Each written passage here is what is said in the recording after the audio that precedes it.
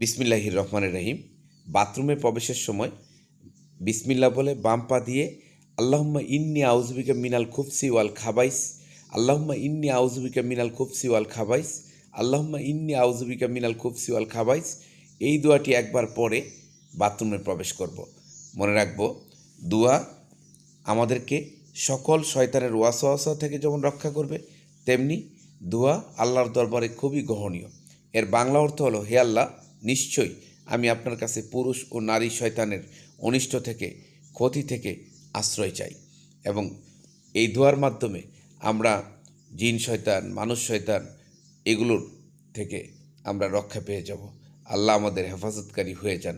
সবাই দোয়ার আমল করুন, পাশাপাশি অন্যরা যাতে দোয়ার আমল করতে পারে ভিডিওটি শেয়ার করে ছড়িয়ে দিন।